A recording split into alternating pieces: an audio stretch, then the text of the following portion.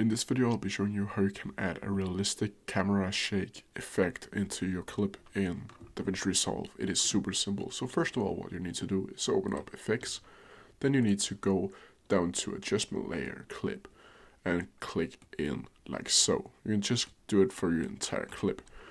Then from here you need to right click on the adjustment clip and go down here to open in Fusion page. Then from here, you need to select media in one, hold shift plus space, like so, and then you need to click camera shake. Then you can see there's this called camera shake CSHK. You need to add this onto your clip, like so, and I can just quickly play it, like see, now it's a little wild.